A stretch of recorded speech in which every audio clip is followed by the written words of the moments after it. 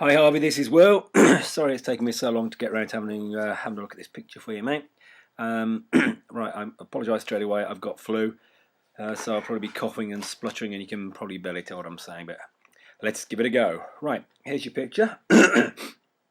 I'm on a Mac, so if I say command this or command that, and you're on a PC, just read that as control. Yeah. So let's start straight away. Select the background layer. I'm going to do Command J, which copies it, and then I'm going to do Command J again. So I've got two copies.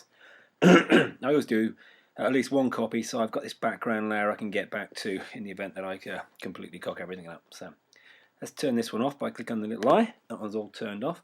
Right, the first thing I'm going to do is, or to come back to the main point actually, I'm going to try and do everything in a fairly basic way, because I think you're on CS3, I'm on CS5, and I'm going to try and make sure I don't use any plugins or anything like that, so it will just read straight across. So there are loads and loads of ways of approaching these things, so let's just have a look at a quick way that might work for you.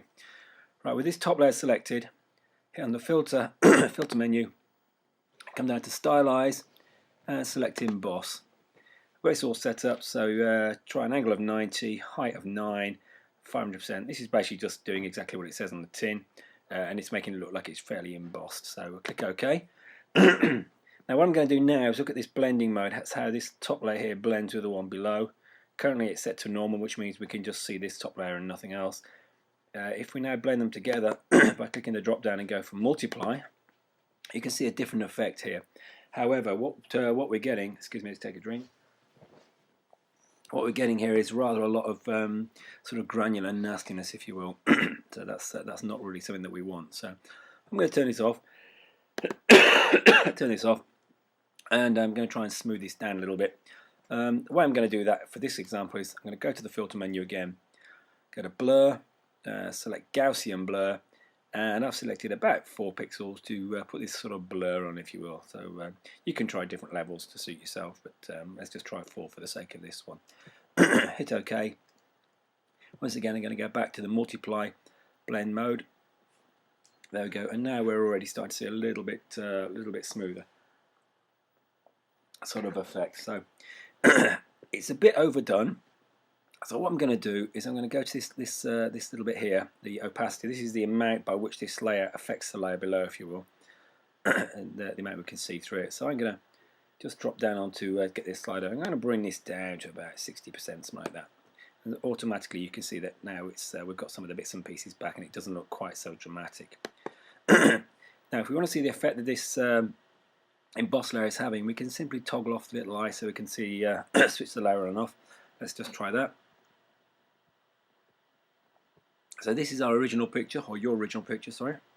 This is where we are so far. So pretty much okay with that step so far. So what I want to do now is join these two layers together into one.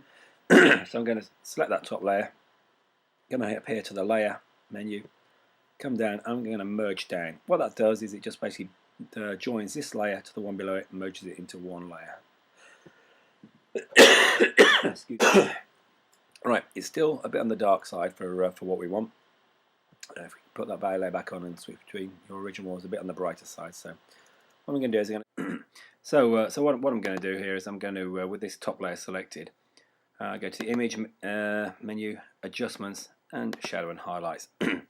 So with the shadow portion, you've got shadows, highlights, and color adjustments. And the shadows portion, I'm going to grab the amount here and I'm going to bring that up until we get it quite bright, until we can actually start to see some of the texture in her vest top there. So let's say about 45%. Take a note of these numbers here. I mean, you can play around with these. This is what I just happen to have set. I've got this one's up here to protect the highlights so I don't blow those out as well. So something about like that. So I'm going to hit OK on there. So just look at the before and after again. Now, what you'll notice between the before and after is, whilst the muscles are now starting to come up quite nicely, we've actually created a whole bunch of sort of grey speckled lightness in the background, as opposed to the darkness you had in the original shot, which looks better. So what we're going to have to do now, we want to try and get that back to black. What I'm going to do there is I'm going to use the burn tool, this one over here, to burn this black, this sort of greyish background into total blackness. Now, in some monitors, it's not automatically obvious where the areas which aren't totally black are, and so what we can do to highlight this, we can use what we call an adjustment layer. So if we click on this little character here, come down to levels, and if we take the right-hand slider here, and we slide it over to the left there, you'll see the whole thing start to brighten up. Let's leave it about there. We can get rid of that now by doing that, and now you can see we've actually made a big difference. You know, in the background, we can see where the fairly dark areas are that aren't actually dark, aren't actually black. Sorry, and so on. So we know what we need to burn. So we come down to this this layer below, this adjustment layer. This is the one we need to work on. Select that. Come over here. From this menu here, we've got Dodge, Burn, and Sponge. Select the Burn tool. Make sure we have a hardness of 0.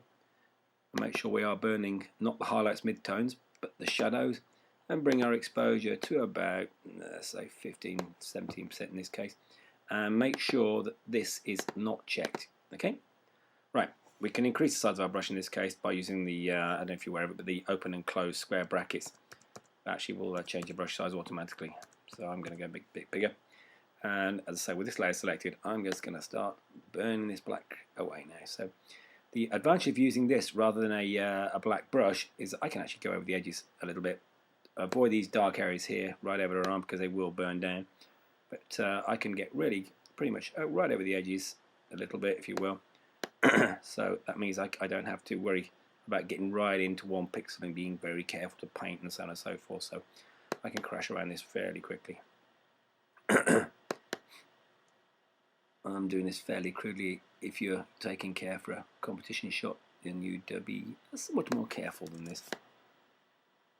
For the purpose of this exercise, you get the idea anyway. So let's do that. Get that burned down. There we can just overlap a hair very slightly, and there we go. So we can turn that adjustment layer off, and you see that we've now got a nice background. So I can grab this one here now, and I can drag that into the bin because we're done with it.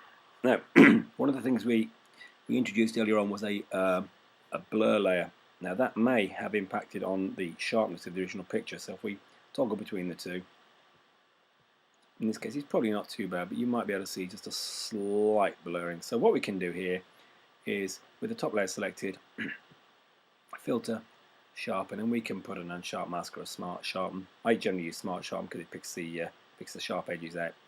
I've got some standard sort of things here to remove Gaussian blur, these sort of settings. You can try those, but again, just play around. So if we pop that on, that'll just sharpen it just very slightly. Now, again, if we go between the two layers, because we're not far off now, we can see a little bit more muscle tone creeping in. Now, the one thing that has happened during this process that we don't want necessarily is the hair has become over sharpened. There's your original, looks quite nice, and there's the new one that I've managed to destroy.